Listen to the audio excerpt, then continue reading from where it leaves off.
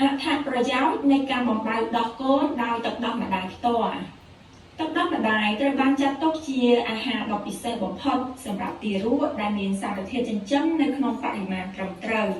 និងជំនួយដល់សុខភាពរបស់ទារកផងដែរក្នុងអត្ថបទនេះអ្នកនឹងបានស្វែងយល់បន្ថែមពីគុណប្រយោជន៍ដ៏លើសលប់នៃទឹកដោះម្ដាយទី1ទឹកដោះម្ដាយផ្ដល់សារធាតុចិញ្ចឹម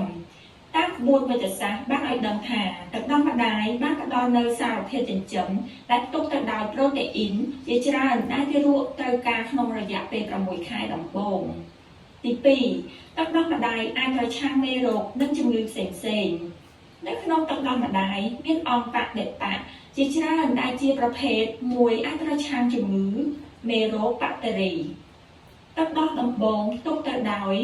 សារធាតុប្រឆាំងទប់ទល់នឹងជំងឺព្រមទាំងការការពារទារកបានយ៉ាងសកម្មនៅបំពង់កច្រមុះនិងប្រដាប់រំលាយអាហារក៏ដូចជាបង្ការជំងឺផ្សេងៗដូចជាត្រចៀកបំពង់ករលាកផ្លូវដង្ហើមផ្ដាសាយពោះវៀនរាគរូសជាដើមទី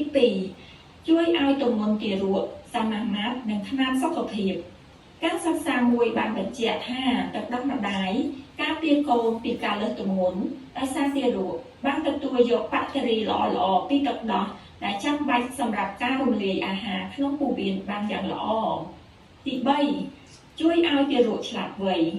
ទឹកដោះម្ដាយជួយដល់ការអភិវឌ្ឍខួរក្បាលរបស់ទារកព្រោះទឹកដោះម្ដាយមានអត្ថប្រយោជន៍ដែលធ្វើឲ្យទារកឆ្លាតវៃ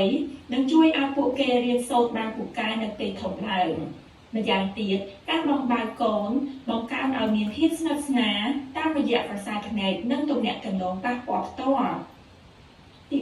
4ជួយឲ្យអ្នកម្ដាយស្រកទម្ងន់ក្រោយពេលសម្រាលការកើនឡើងទម្ងន់ក្នុងពេលអំឡុងពេលមានផ្ទៃពោះវាពិតជាពិបាកសម្រកណាស់ដោយសារសារជាតិខ្លាញ់បានប្រមូលផ្ដុំក្នុងអំឡុងពេលពពោះ